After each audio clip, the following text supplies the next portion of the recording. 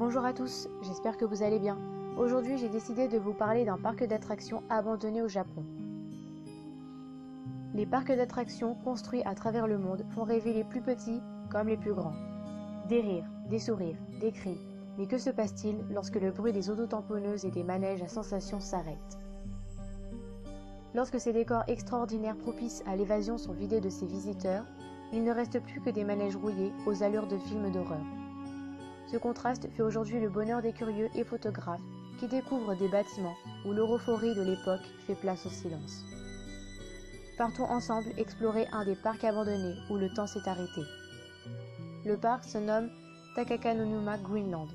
On ne sait pas grand-chose sur ce parc, seulement des rumeurs. Il se situe au Japon, et plus précisément dans un coin perdu autour de Shintame, Onishi ou bien encore Numagashira, en pleine forêt. Après l'ouverture du parc en 1973, il sera fermé seulement 2 ans plus tard. Certains disaient que c'était à cause du décès de quelques personnes, probablement pour améliorer le parc et attirer plus de visiteurs. Il a réouvert ses portes en 1986 et a fonctionné jusqu'en 1999.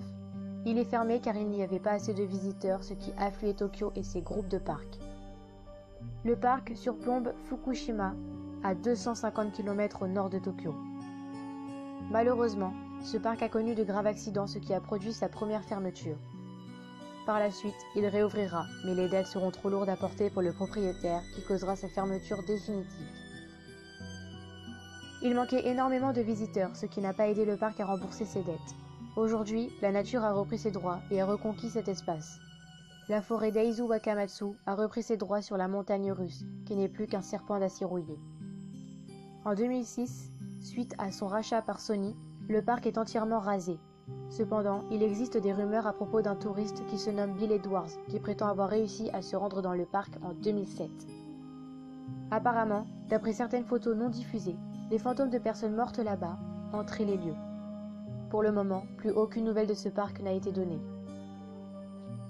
Les photos sont aussi effrayantes que l'histoire en elle-même.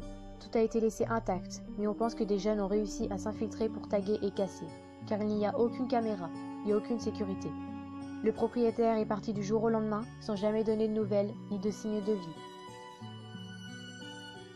Les avis recueillis sur un site internet réservé au parc sont très positifs, et certains regrettent de ne pas y avoir été avant sa fermeture, et d'autres n'ont pas supporté sa fermeture définitive.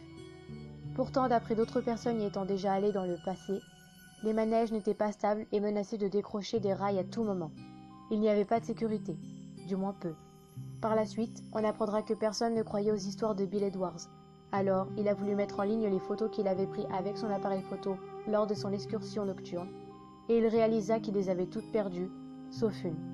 C'était au moment où il entrait dans le parc la nuit, dans le brouillard, et dans le cadrage de son appareil photo, il avait pris en photo une petite fille de 6 ans en robe blanche, qui regardait l'objectif avec un air indifférent.